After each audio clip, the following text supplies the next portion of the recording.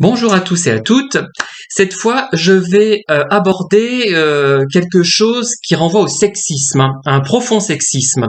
J'y ai pensé ce matin en me faisant une coloration. Vous voyez, je vais pas vous parler de ma coloration.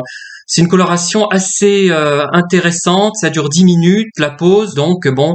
Et le produit est en moins grande quantité que pour les teintures femmes, en fait, hein. Et on sait pas, on a une grosse bouteille, on sait plus quoi en faire, on trouve ça dommage de le gaspiller, mais on la garde pas pour la prochaine fois. Donc j'ai opté pour ce genre de produit. On en trouve d'ailleurs pas tant que ça dans le commerce, hein, pour hommes, hein, moi je trouve.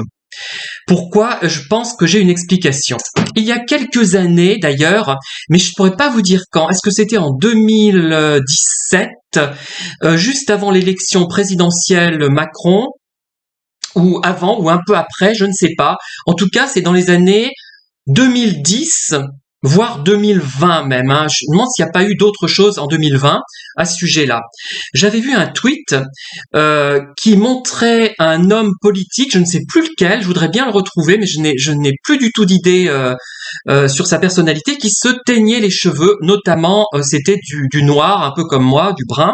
Moi, je voudrais quelque chose d'un peu plus clair, mais j'ai pas trouvé quelque chose de plus clair qui me conviendrait mieux, et je reviendrai d'ailleurs là-dessus. Et les gens s'en moquaient, c'était incroyable, on ricanait, et c'était un critère dévalorisant pour cet homme, d'après les imbéciles du moins, enfin je le dis carrément, moi je vois ce que j'en pense, les imbéciles qui le critiquaient pour cela. D'ailleurs, je fais une parenthèse, on ne doit pas critiquer un homme politique pour son physique, pour son apparence, comme ceux qui critiquaient Nicolas Sarkozy pour sa petite taille, il fallait le critiquer pour sa politique. Voilà, c'est ça qui est important. Son physique, comme dirait Édith Cresson, hein, je vais montrer que j'ai quelques connaissances en matière politique, comme elles sont légères, on n'en a rien à cirer. Voilà, rien à cirer de son physique. Ce qui compte, c'est sa politique. Bon, si effectivement on trouve qu'elle a une sale tête, on peut pas s'empêcher de le dire, mais là, ce n'est pas le physique directement. Et donc, cette personne imbécile, ces imbéciles, critiquaient cet homme politique, je sais plus lequel, qui se teignait les cheveux. Pendant le même moment, il y avait Ségolène Royal, il y avait d'autres femmes, d'ailleurs assez séduisantes du domaine politique, hein. Faut dire qu'elles sont généralement pas mal, mieux que les hommes, hein, souvent, moi je trouve. Est-ce que c'est peut-être un peu inquiétant, justement, qui, elles aussi, se teignaient les cheveux, et on ne leur reprochait pas de se teindre les cheveux. Vous avez bien entendu, hein. Il y a vraiment un gros problème. On se rend compte, paradoxalement, que un tiers des colorations sont achetées par des hommes, mais on est censé pas le dire. Qu'on se teint les cheveux, moi je le dis, hein, parce que ça se voit, puis je m'en fous. Et d'ailleurs, il y a un malentendu sur les raisons pour lesquelles on fait ça. Moi, ce n'est pas pour paraître plus jeune, c'est pour changer de tête. Je fais des vidéos où je me vois de plus en plus, donc j'ai envie de changer de tête. Et par contre, j'ai un tabou encore, je voudrais changer même, j'aurais voulu être, je sais pas, mettre du roux, par exemple, mais je le ferai pas, ça, parce que déjà, ça plairait pas à mon conjoint, et là, ça ferait trop, vous voyez, j'ai quand même une limite. Et on en vient justement à ça, et j'ai ingurgité, j'ai intégré ces limites sexistes, finalement. Une femme n'hésiterait pas à se colorer les cheveux en roux. Moi, je vais hésiter. Voilà.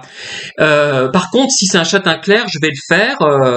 Peut-être que, si j'en trouve, hein, si je trouve une couleur plus claire, qui me plaira davantage. Et donc, d'ailleurs, il y avait une collègue il y a quelques années, j'avais fait cette coloration ou une autre, je sais pas, et elle me dit, ah ben c'est bien, ça fait naturel. Ça, c'est très grave de dire ça, mais elle était sympa pourtant, c'est pas une idiote ni une imbécile, hein, c'est pas le problème, hein. Mais ça veut dire qu'un homme, ah bah tiens, ça doit faire naturel chez un homme, ça doit pas se voir. Pourquoi? Chez une femme, ça se voit. Quand elle est blonde platine, alors que la semaine précédente, elle était brune comme le jet, noire plutôt comme le jet, on va le remarquer, mais ça ne sera pas un critère dépréciateur. C'est fou, il y a vraiment un profond sexisme, un profond conservatisme, et ceux chez qui ça va passer, par exemple, moi si j'étais, je sais pas moi, vendeur en vêtements, dans un magasin un peu branché homo par exemple, ah ben on exigerait presque que je me teigne en blond, que j'ai des cheveux même bleus, je sais pas, enfin je dis n'importe quoi, mais c'est pour vous faire comprendre l'idée. Donc il y a vraiment et j'ai envie de mettre cette vidéo dans les normaux pensants, mon caractère atypique. Parce que je suis atypique d'oser dire que bah oui, de toute façon ça se voit, puis j'ai pas envie de le cacher, ça me gêne pas. Je trouve que d'ailleurs elle fait trop naturelle, ça me gêne justement. J'aurais voulu que ça soit pas naturel, parce que j'ai pas envie d'être naturel, j'ai pas envie d'être viril, j'ai pas envie d'être normopensant. Voilà, voyez, je fais un peu le gamin là. Et plus on me forcera dans ce coin, dans ce registre-là, plus je serai vindicatif et moi j'aurais envie. Moi, je revendique le droit d'être efféminé. Enfin, efféminé, ça ne veut rien dire d'ailleurs. De ne pas obéir aux normes et dictées par les normopensants virils, par la société machiste, patriarcale et que sais-je encore. Moi, je n'ai pas envie. J'ai une petite voix, j'ai des manières, j'ai un vocabulaire recherché et c'est comme ça. Et je vais au contraire, moi, j'ai envie de l'accentuer. Vous voyez, c'est un peu puéril. Mais j'ai presque envie de faire le contraire de ce qu'on me dit parce que je n'ai pas à subir des points de vue imbéciles puisque je suis plus intelligent que la majorité des gens quand même. Hein. Enfin, du moins que ceux qui osent dire que de se moquer d'un homme politique qui se teint les cheveux alors que les femmes politiques ne sont pas reprises à ce sujet. C'est grave. Enfin, c'est vraiment du sexisme. Et là, effectivement, je me sens très intelligent par rapport à ces gens-là. Hein. Vraiment. Très tolérant, très intelligent. Tout est relatif. Hein. On va citer un proverbe au royaume des aveugles, les borgnes sont rois. Voilà.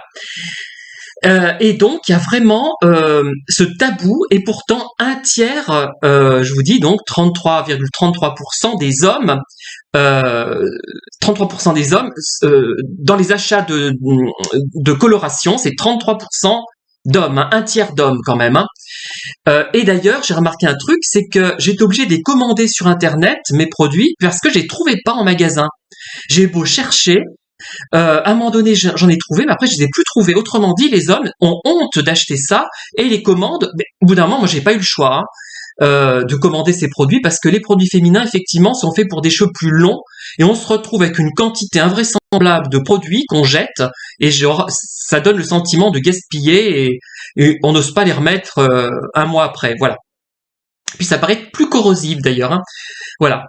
Mais voilà ce que je voulais vous dire et ce côté normopensant est très lourd. Moi c'est vécu implicitement au quotidien dans les conversations, ça apparaît tout le temps.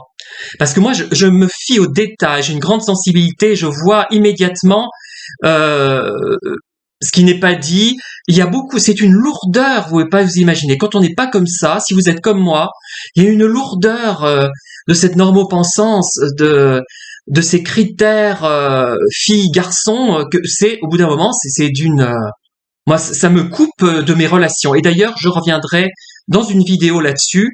Mais je vous laisse en attendant et je vous dis à très bientôt pour de nouvelles vidéos. Je serai peut-être blond platine, mon rêve. Ressembler à Marilyn Monroe ou Martine Carole, hein, c'est mon rêve. Voilà, enfin, non pas vraiment. Plutôt à qui j'aimerais ressembler? À Manuel Valls. Enfin, Manuel Valls il y a 5 ans. Il commence un petit peu... bon, il me plaît moins maintenant. Enfin bref. Allez, bonne journée. J'arrête de dire des bêtises et à bientôt.